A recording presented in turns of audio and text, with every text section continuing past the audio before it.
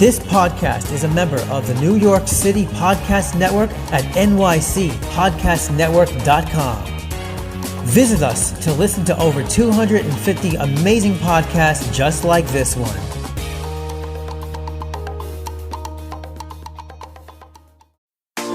Japanese street style is some of the cutest and trendiest clothing in the world. Introducing Cherry Goddess Women's Clothing and Accessories, the hottest original and cute clothing company. We offer tops, clothes, accessories, shoes, dresses and skirts, and comfortable homeware that we guarantee you will love. Cherry Goddess Women's Clothing, super cute Japanese style clothing.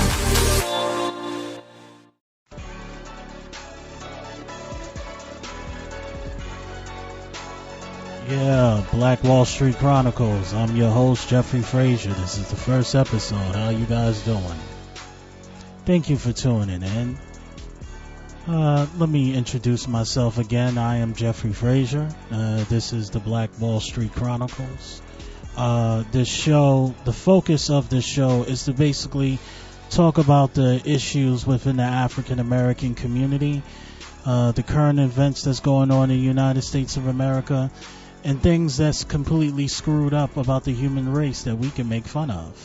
Yeah, that's right. This is going to be a great show, great podcast. Just let me tell you a little bit about my past and why I made this podcast. I started stand-up comedy about 4.5 years ago. It was the same time that I was working with the New York State Department of Civil Service.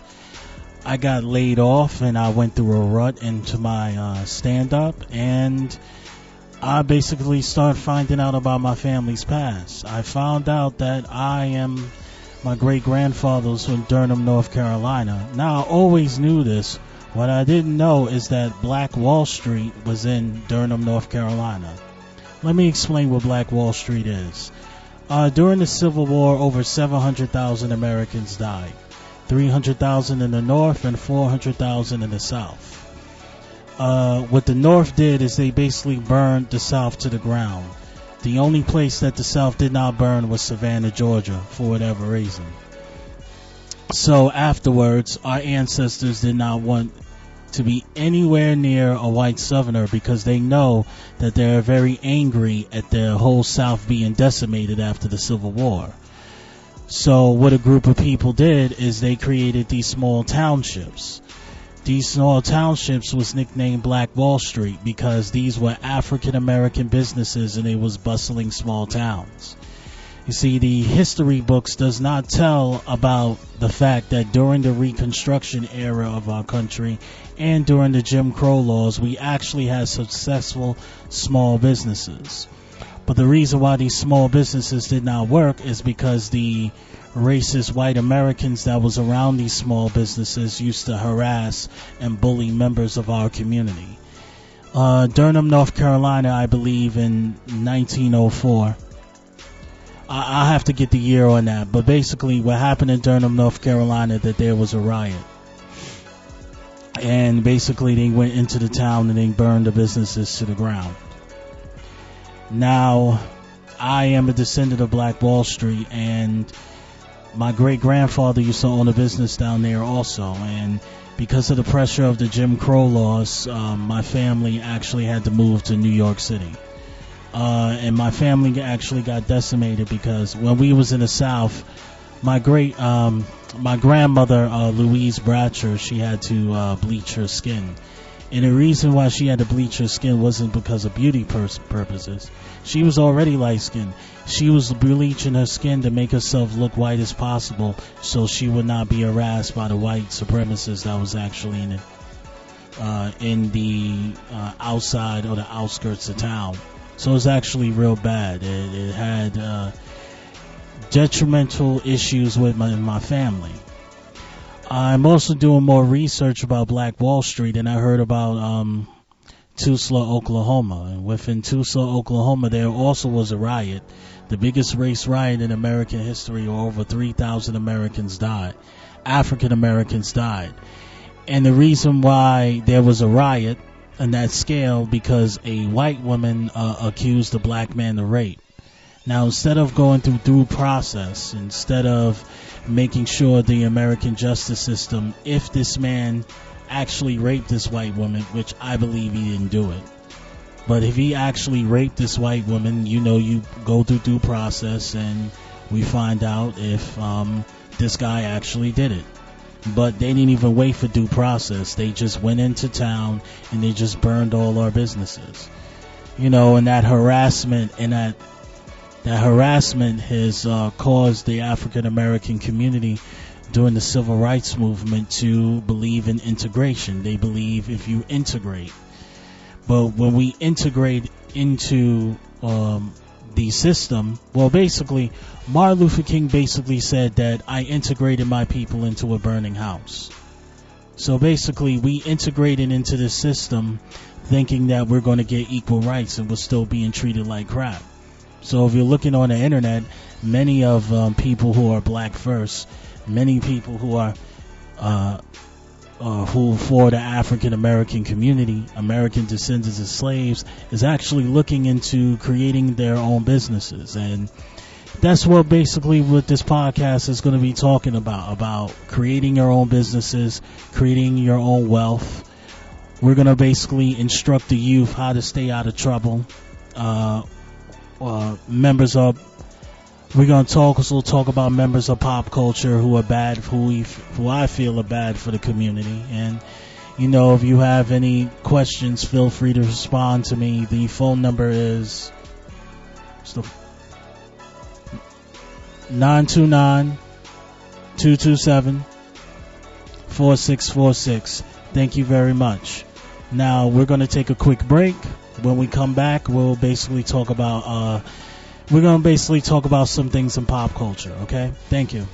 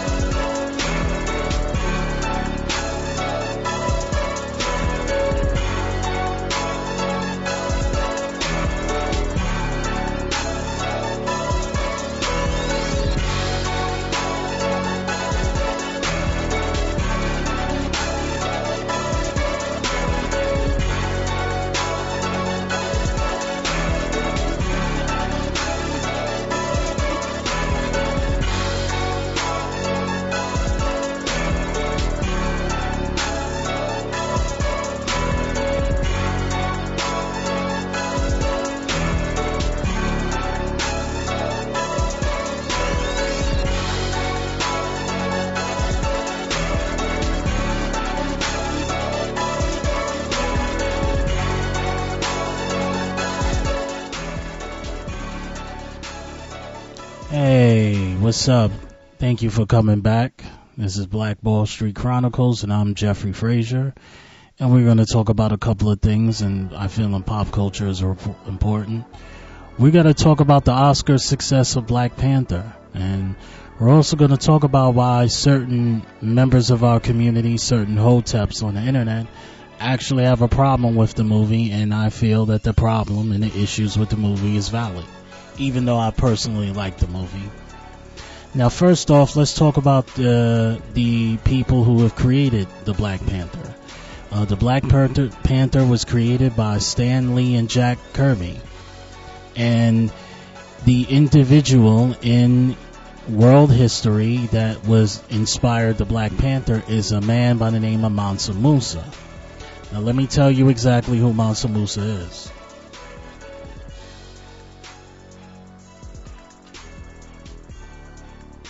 Mansa Musa was an emperor of the Mali Empire during the 14th century.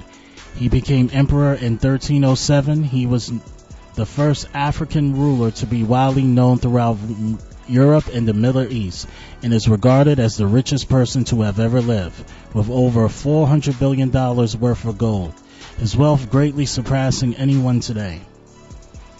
Mansa Musa was the great-nephew of Sandita Ketia, who was the founder of the empire. He is famous for his Hajj.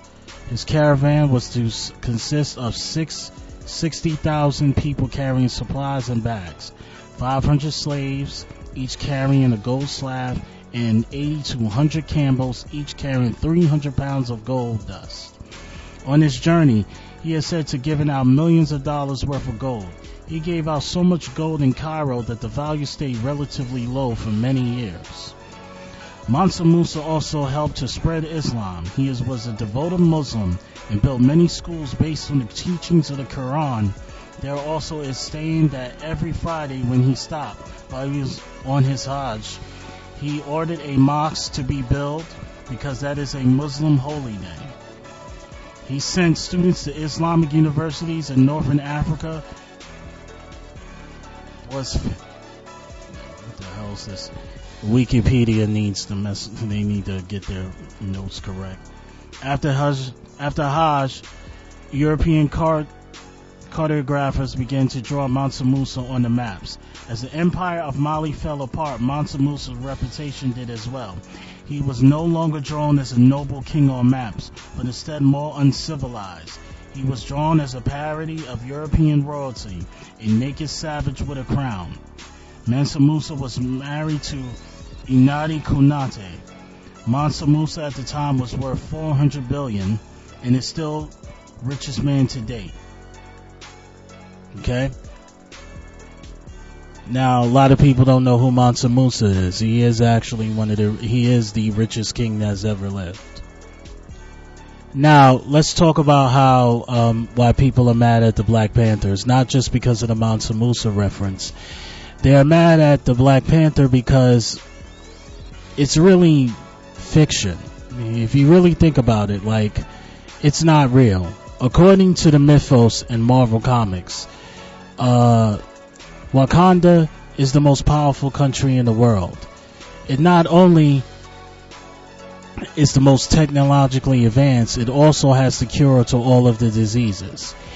Even something was to happen to all of the vibranium, which in Marvel Comics is considered the most powerful metal in the world, they would still be the richest country because of the massive amount of natural resources that Wakanda has. So, I'm trying to understand why Eric Killmonger is considered to be the villain. Because if you are the most powerful country in the world, you could basically wield your power to end systematic white supremacy all over the world. There are people of color being bullied, being abused, and being enslaved, and you're just sitting in Wakanda not doing anything about it? And Eric Killmonger has a right to say, y'all need to do something about it. But the issue, but he has a right to do something about it. But, Disney and the movie actually tried to make Eric Killmonger look like a villain. The only thing that Eric Killmonger was doing was forming a coup d'etat against a corrupted government. It happens all the time. I really don't understand. Like, but you have to give props to Black Panther with the marketing, because you have to understand, if you're going to do these movies, you have to do these movies where white people have to feel comfortable. There's no difference between the Black Panther and Django Unchained. There's a lot of people that got offended by Django Unchained, but in actuality, if you really look at the movie has to be situated where white people feel uncomfortable. I remember I was in a movie theater with Django Unchained, and I'm watching a movie, and white people was just laughing at parts that I felt wasn't funny. You know, they was laughing at the guys with the Ku Klux Klan riding. It's just certain things wasn't funny, and then I analyzed it further, and I found out that basically all of the white Southerners that was in that movie, they believed that there was people of class and the people of dignity, and they felt like the slaves was barbarians, but in actuality the slaves and Dr. King Schultz was actually the smartest people in the movie.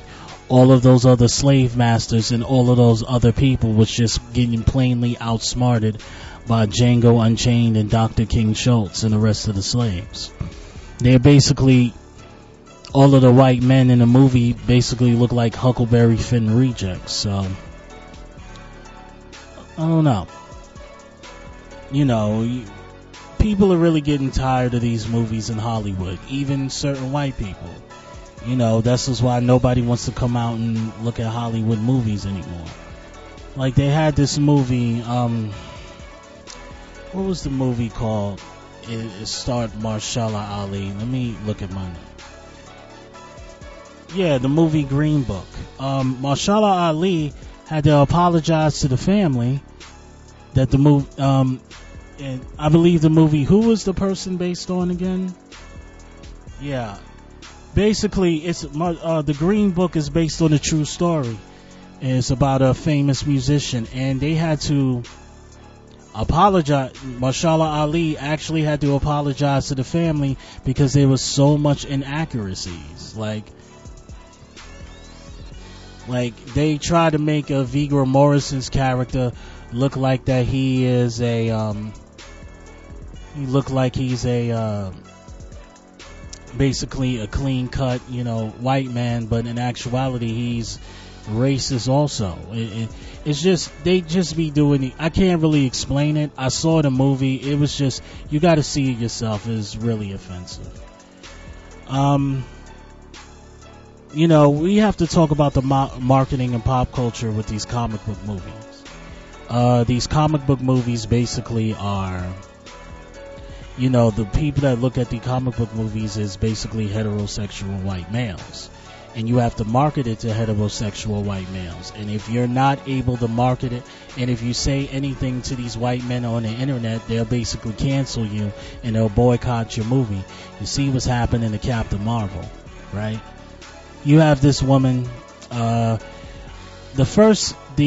person's name that, the actress name that's doing Captain Marvel, I saw her in Scott Pilgrim vs. the World. Let me get her name. Yeah, her name is Brie Larson. Okay? Now, I remember in Scott Pilgrim vs. the World where she was the lead singer in Clash of Demon Head. It was actually a very funny scene. You can go on YouTube and basically look at it. She actually can sing very well.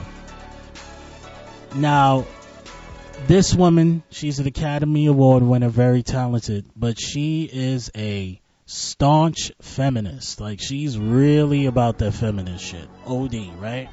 So she's going around and basically saying, you know, I don't want a 40-year-old white man to tell me what to do. I don't want to do interviews with white men. White men are evil. And I'm like, oh boy. Nobody's going to see your movie, darling. You did the wrong move, man. These white comic book fans is crazy. You can't say that. Not at all. See, when they was marketing the Black Panther, they made sure that they was very gracious and they was very humble and it wasn't throwing it up in white man's face. And like, I don't know. It seems like we have to. Well, let's look at another example, right? There's another movie. called Black Klansman, and at the end of Black Klansman, it showed that David Duke actually won. That movie would have been much better if, even though it was fiction, it would have been much better if they would have did him and they just would have shot his ass up in the end of the movie. Like, we play a video game called Call of Duty Jim Crow and just shoot the motherfucker David Duke to goddamn death. That would be much more funnier.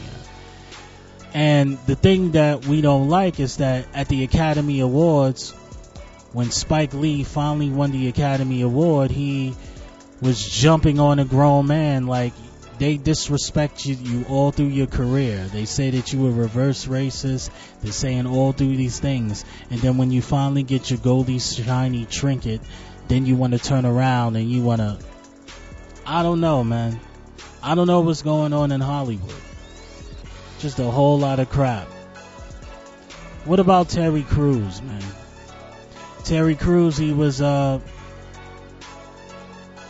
Terry Crews, he was basically talking about he was throwing black men under the bus, talking about toxic misogyny, you know. He was coddling and soft shoeing for the damn feminists. And then all of a sudden, a couple of days ago, he gets thrown under the bus. I mean, what happened with that? Yeah, this shit is crazy. But that's what happened, you know. These women are actually toxic feminists. And they're the type of self-hating woman that will throw a good black man under the bus and then turn around and give $100,000 to bail R. Kelly out of jail. You know, these are a whole bunch of self-hating women that Terry Crews was coddling to. And now he's being thrown under the bus. He's being taken advantage of. And he's getting into arguments with D.O. Hughley. He's getting into arguments with that independent film creator, Tariq Nasheed. He's just going on crazy, and I don't know, man, is Terry Crews in a sunken place? I mean, this dude defended Gina Rodriguez. Like, you had a white man grab you by the balls, and these black women defended you, and then you turn around and throw black women under the bus by defending Gina Rodriguez? You defending an anti-black Hispanic woman? I mean, I don't know what's up with this guy. What happened? It's like these guys get over 50 years old and they start falling off. Mike Tyson's docile mushmouth ass sounds crazy too. What's going on with these men, man? I don't know what's going on in Hollywood. This shit is crazy. What else can we talk about in the news? Let me go on my notes. Things I wanted to go over.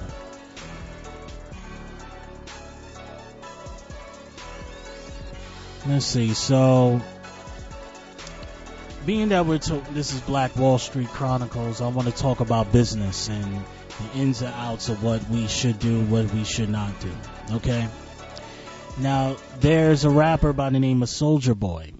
Soulja Boy, all out of nowhere, came out with this game system, and that's actually crazy because a lot of people don't know that the man that invented the first person that invented the video game cartridge is a black man, and let me look up his name.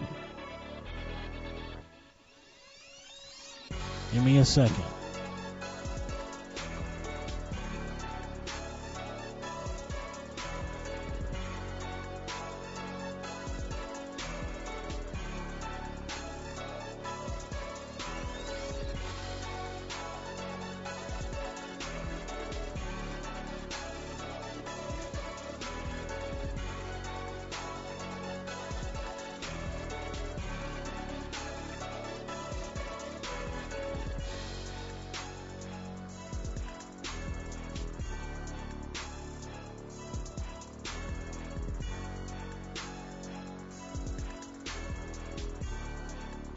Yeah, the man that actually invented the first video game cartridge is a black man by the name of Jerry Lawson. So the minute that Soulja Boy said that he invented his game system, you know Nintendo is going to be the first one that called him, because being that Jerry Lawson, a black man who invented the first video game cartridge, they thought that they had a good idea. Turns out it fell through. And the reason why they fell through, because people are saying, rumors has it, is this man is stealing games. And this is what we not going to do, man. We can't steal other people's stuff. Now, that's actually a good idea. There's a lot of gamers out here, and there's a lot of gamers I watch. Let's give a shout out to Smug, high tier Street Fighter V gentleman that plays Balrog. Let's give a shout out to Sonic Fox. Sonic Fox, who's actually a gamer, who's actually good in every character in Injustice 2. Let's give a shout out to Low Tier God, having rage quits on the internet and cursing people out. Yeah, let's give a shout out to all these black gamers, man. And if you're a black gamer, there's a black gamer who's pro-black. His name is POV Hilarious. He's also great too. I'd like to give him a shout out too. Let's give a shout out to all the black gamers, man. It's actually a good idea, you know. Maybe we all need to get together and create our own game system. You know, maybe we can make a lot of money. This is actually going to be awesome, man. So this is what we're going to do. We're going to take another break, and I'm going to tell you the importance of my city in Durham, North Carolina, where my family comes from. Thank you.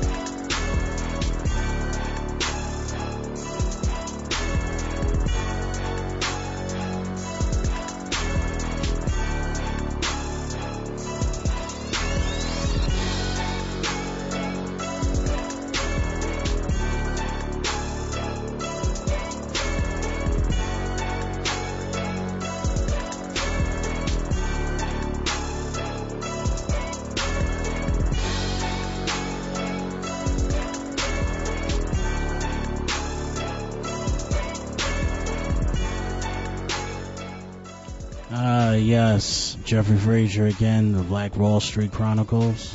Thank you. We're going through the home stretch. So basically what I'm going to talk about is the history of Black Wall Street in Durham, North Carolina. The two black men are responsible for creating them, Black Wall Street, who they are. And basically just to teach you guys about Durham, North Carolina, and how the emergence of Black Wall Street happened. Okay? So here we go. Black Wall Street was the hub of African American businesses and the financial service in Durham, North Carolina during the late 1800s and early 1900s. It was located on Parish Street. It was home to Mechanics and Farmers Bank and North Carolina Mutual. During the time period where disenfranchising blacks and openly violating their right was common, the black populations of Durham were making strides in businesses that challenged the legitimacy of white supremacy. Black-owned businesses in Durham can be traced back to the efforts of two African-American entrepreneurs, John Merrick and Charles Spaulding. These duo provided the leadership and initiatives necessary for the beginnings of Black Wall Street. Now, let me tell you guys who John Merrick and Charles Spaulding were. John Merrick lived from 1859 to 1919. He was an African-American entrepreneur whose life represents a rags to riches story. Born in slavery in Clinton, North Carolina, Merrick relied on his social savvy, entrepreneur spirit, and inner drive to achieve great personal wealth by founding various companies in Raleigh, North Carolina, and Durham, North Carolina areas.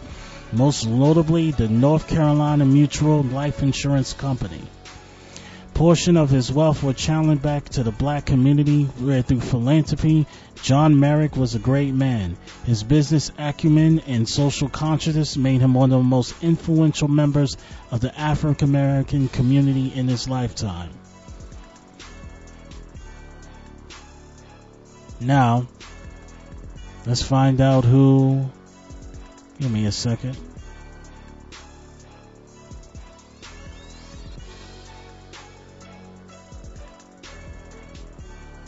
Let's find out who Charles Spaulding was. Charles Clinton Spaulding lived from August 1st, 1879 to August 1st, 1959, was an African-American business leader. For close to 30 years, he presided over North Carolina Mutual Life Insurance Company, which became America's largest black-owned business, with assets at over $40 million at his death. Spaulding was born in Columbus County, North Carolina, to Benjamin Max Spaulding Sr. and Margaret Ann Virginia Moore. He started out as a dishwasher and later a general manager of a grocery company when John Merrick, the owner of several barber shops, and Aaron M. Moore, a practicing physician, thought of an idea of an insurance company in 1898 and named the North Carolina Mutual and Provident Association. Merrick and Moore employed Spaulding in 1899 and he soon became general manager. After Moore's death in 1929, Spaulding served as North Carolina Mutual president from 1929 to 1959. The company specialized in industrial insurance, which was basically borough insurance. The company hired salesmen whose main job was to collect small payments of about 10 cents to cover the insured person for the next week. If the person did die while insured, the company immediately paid benefits of about $100. This covered the cost of a suitable funeral, which was a high percentage item in the black community.